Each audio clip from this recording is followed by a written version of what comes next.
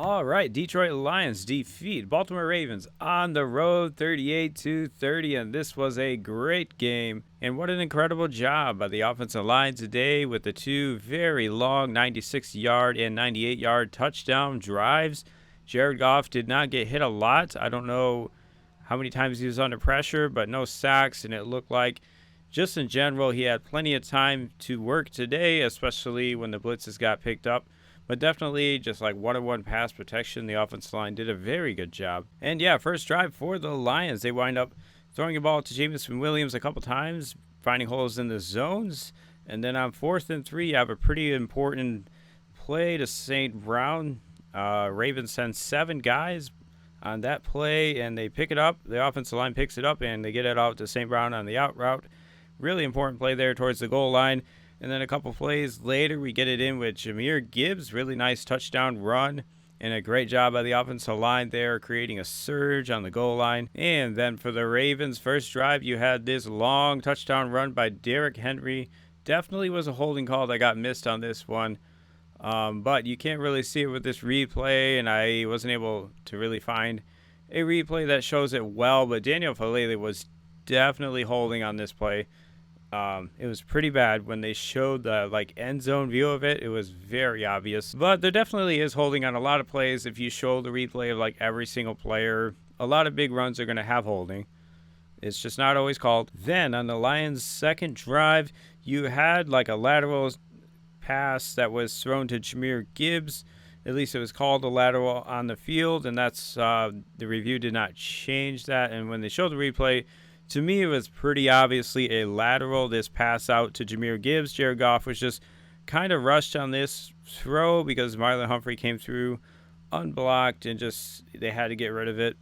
So that's kind of what happened there, leading us to a 3rd and 19 screen that just couldn't quite get the first down. Then the Lions are able to hold the Ravens to a punt where Khalif Raymond fields it on the goal line, basically around the 3-yard line. I think he caught it. And really wasn't able to get anywhere. And the guys on the broadcast said he should have just let it bounce over his head. And I kind of agreed, but he actually did that the next time he had this opportunity. And that one just bounced straight up and was down inside the 5 anyways. So it's kind of it's easy for us to sit here in retrospect after the play to say he should have done something. But really, if he hadn't caught that, it might have been just down at the 3-yard line anyways, just the way that the Ravens kicker did the other punt. He did a really good job of just laying it there. But yeah, this sets up the Lions from their 2-yard line basically, and very important 3rd and 7 throw to Laporta here to get out of basically the danger zone in terms of maybe taking a safety. They get out of that zone with a nice throw to Laporta in tight coverage, and then a 3rd and 8 a couple plays later, very similar play, Laporta over the middle, and there's a guy right on him. Goff is able to just get it to him in a really nice catch, converting back-to-back 3rd downs with Laporta in tight coverage. And those 2 3rd down conversions would add to what is an impressive 98-yard touchdown drive by the Detroit Lions on the road. This is an incredible feat. That's not something you will really see very often. But yes, an 18-play, 98-yard drive, milking almost 10 minutes off the game clock rather. And it felt like the first half was almost over after this drive. It was pretty insane. And with Montgomery getting in there, bringing the Lions up 14-7, you had the ensuing kickoff where Jake Bates made an incredible tackle on the kickoff, saving what likely would have been a kick return touchdown. And that tackle would prove to be incredibly important because just a few plays later, you had this 4th and goal line stand where Lamar just kind of retreats and then fumbles, and they wound up losing about 20 yards on this play. But basically, Lamar tried to run it at first and then try to find somewhere to throw the ball, but it just really wasn't there. Losing a ton of yardage and giving the Lions great field position. This was insane. I probably woke up the neighbor when this happened. If they weren't watching, they should have been watching. And yeah, not giving up any points there was an incredibly important thing for this game and kind of the game flow the Lions wanted to do, run the ball and milk the clock and not give the Ravens the ball too many times. That was the goal this game. And from the 20, the Lions unfortunately couldn't really get anything there. having to punt the ball. And there also was a penalty on this punt holding on the personal protector, who just basically had to hold the guy who was about to block the punt. So yeah, pretty tough there, giving the Ravens really nice field position. They had the ball at about midfield after this punt, and Lamar has a nice run there. And then a nice throw to DeAndre Hopkins, gets it to about the 19-yard line. And then you had a pass interference on Terrion Arnold. I think it might have been the next play there on the left sideline. And it did look like Terrion pretty much had him bear hugged around the goal line, so that was definitely pass interference. And then now from the 1-yard line, they throw it to Rashad Bateman. This one looked like it was probably on Terrion Arnold, who was kind of on the back side. It was like a play action to the right, where basically the idea is to get everyone flowing to the right, and then Bateman kind of pivots and goes the other way. And Terrion was probably the guy responsible on this one, but it's kind of tough to really know. But yeah, after that short punt and the Ravens scoring, now tied at 14, it definitely felt like the Ravens got all of the momentum back, so that kind of sucked. It felt like I really hoped the Lions would score there, and take a multiple possession lead, or at least take it into half up 7. I would have felt a lot better going into the second half for sure. And then coming out of the second half, the Ravens start with the ball. They had an interception that Brian Branch dropped. It was a really nice play on him breaking on the ball. Just couldn't quite come away with it. And then maybe the next play was 3rd and 6 to Zay Flowers over the middle. This was an interesting play where, watching this back, and I watched this replay quite a few times, Zay Flowers definitely did not get past the 49-yard line, because he had the ball in his left hand and the 49-yard line was on his right. The ball was in his hand that's not close to the marker, and he didn't really reach forward when he was going down. He just kind of got hit at the 49-yard line and then went down. But then they wind up marking this one at the 48, so like a whole yard further, which he really didn't get close. So this was an interesting one. I really don't know why they didn't show a replay or anything, but they just gave the Ravens the first down there, and I was like, really? And what also kind of sucks is you can't really find a replay of this on Twitter. Yeah, just a weird scenario. I'm pretty sure he did not get a first down there. And yeah, shortly after that, he had a nice contested catch by Mark Andrews. He definitely had himself a day, getting some more targets today. And yeah, this was a really impressive contested catch with the guy all over him. And a couple plays later, you had DJ Reed dropping an interception. This was like a trick play. They pitched it to Derrick Henry, who threw it downfield to, I'm actually not sure which receiver it was, but it definitely could have been intercepted. And on the broadcast, Troy Aikman said he should have thrown the ball away. But that's actually something you can't do if you are not the person receiving the snap under center. You cannot throw the ball away. It will be like always intentional grounding, basically. So anytime you get a halfback like pass, he cannot throw the ball away unless he took the snap. So for anyone who didn't know that, you cannot just throw the ball away. He could have taken off or, something like that, but he definitely could not have thrown the ball away. Shortly after that, you had Mark Andrews with another great contested catch in the end zone for a touchdown. And with this drive having 2 dropped interceptions, plus that Zay Flowers play, which I'm pretty sure was not a first down, definitely felt like the Lions on that drive had a few plays that just did not go our way for sure. And then, just after that drive, now Ravens up 21-14. It definitely felt like the tides were starting to turn for sure. However, next drive for the Lions, you have a 3rd and 3. And again, it is Sam Laporta in tight coverage, a really tough catch. And just another one over the middle with Sam Laporta, who was incredible today. Couple of plays later, you had an interesting flea flicker. It wasn't really like a deep shot one. It was interesting, more like a deep curl or something like that, instead of like the deep post you usually see with kind of the flea flicker plays. But it was well executed and a very nice throw by Goff there. And on the very next play, you had Amon-Ra St. Brown working on Marlon Humphrey, and this one he definitely put Marlon Humphrey in a blender on a double move, working towards the corner of the end zone, and a nice throw by Goff. Really nice touchdown here by St. Brown. And if you heard what he said, You heard what he said. And then on the ensuing kickoff, we had an out of bounds kick, giving the Ravens the ball at the 40. And on this one, you had the Al Qadim Muhammad sack. Really nice play there, where he kind of just like wraps up Lamar Jackson one-on-one in the open field. Not a lot of guys are able to do that, but we had that happen a couple times this game where Lamar was trying to take off, and we were able to get him down with a one-on-one tackle scenario.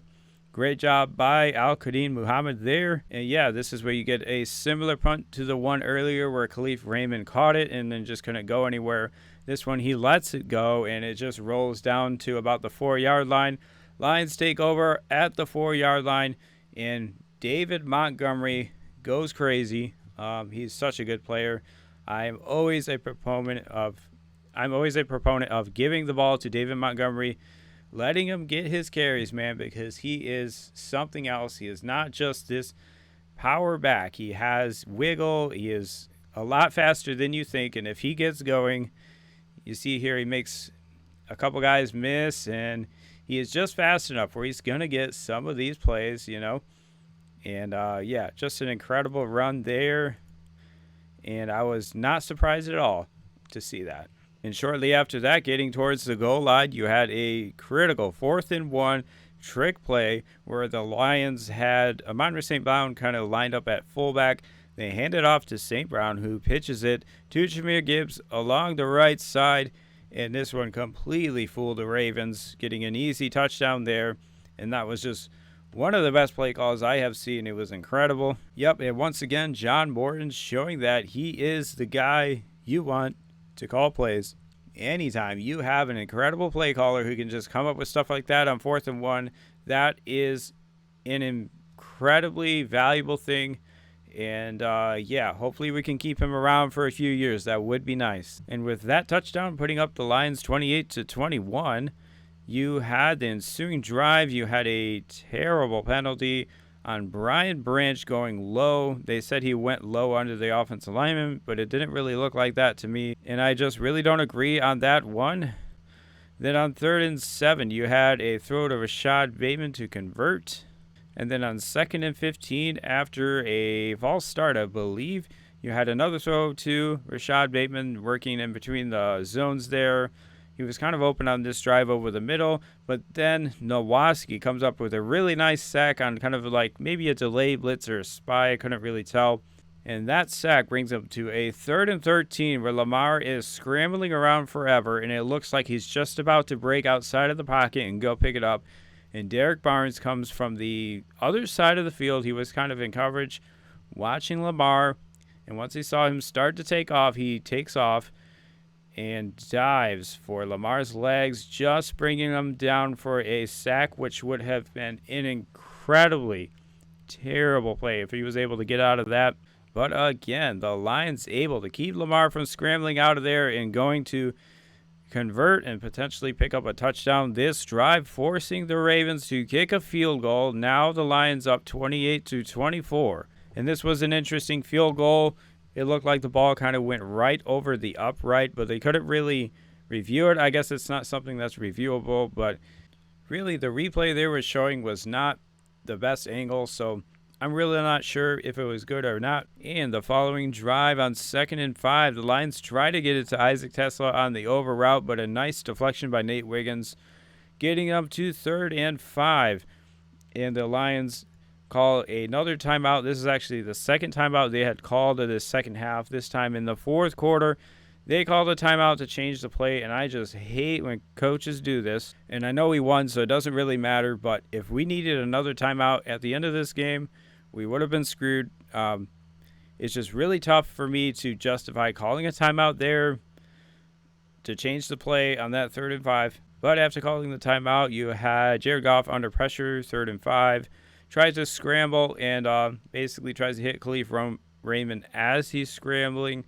Just couldn't quite get to him, and I don't really think Goff would have been able to pick it up if he was going to just try to run. The announcer said maybe he has a chance, but I really don't think so. There was a linebacker like right there, and I don't think Jared Goff's about to run him over. So yeah, unfortunately, we had to punt the ball.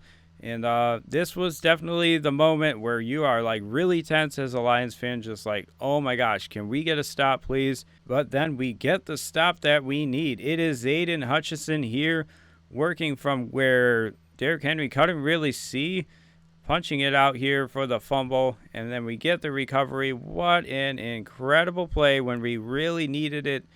Aiden Hutchinson had himself a game for sure. So yeah, then the Lions have the ball and had been moving the ball really well, so you felt like a really good chance we could go score. And unfortunately, we get a face mask penalty on Christian Mahogany, bringing us to 2nd and 22. Then on 3rd and 21, we tried to do like a comeback route to Isaac Tesler, just couldn't quite connect on that one. Lions kick a field goal though, so now we are up 31-24 after kicking a field goal, and have to give the ball back to the Ravens. And on 1st down, Aiden Hutchinson gets an insane sack working against Ronnie Stanley. He just like goes right inside of him, swipes right under him, and gets a really nice sack there. Then on 3rd and 12, it is Al-Qadim Muhammad once again. Lamar Jackson trying to take off, and I don't think this was technically a sack. Lamar just kind of gets tackled at the line of scrimmage, but really another great effort play there by Al-Qadim Muhammad, who's having himself quite the season. And now the Lions running some clock. Gets us to a 3rd and 5 screen play to Gibbs, almost getting the 1st down. Getting us to a 4th and 2 from about midfield, where we could have just punted the ball, with a 7-point lead and try to trust that defense. But Dan Campbell comes out with a play-action pass, hitting Amon-Ra St. Brown, and this one was a beautiful throw by Jared Goff, working on Marlon Humphrey here, who actually grabbed on the play because he was getting smoked, and Amon-Ra St. Brown once again showing why he is one of the best receivers in the NFL, no doubt.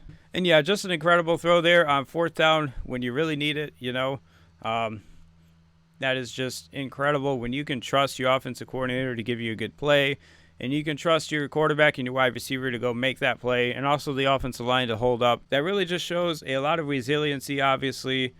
This team is made to win playoff games, and this game definitely felt like a playoff game. And yeah, a couple plays later, we had a 31-yard touchdown by David Montgomery, putting us up 38-24. Then Lamar Jackson, retreating, takes a huge sack, bringing him to 3rd and 26. And then on 3rd and 26, you have a crazy play by Justice Hill, maybe the play of the game. Lamar Jackson has to dump it off, nothing really open downfield. And Justice Hill runs for about 10 yards, then collides with 3 defenders, breaking off those tackles and somehow getting the 1st down and getting out of bounds. And this play gives the Ravens a sliver of hope. A couple plays later, it is Mark Andrews getting in for a touchdown with 29 seconds left. And the Ravens still had 2 timeouts, so down 30-38, they had a sliver of a chance if they could get this onside kick. And luckily for the Lions, we are able to recover the onside kick, and it actually was a pretty nice kick. It was one of those where it kind of rolls and then bounces up, and Sam Laporta, of all guys, was able to get it, and he is able to hang on, securing the victory for the Lions, 38-30. What a great game. Monday Night Football. Yeah, especially after getting blown out by the Ravens a couple years ago, this one feels good, and hopefully this is what the Lions are going to look like going forward, and especially once the playoffs start. If we can play like that, we can beat anybody.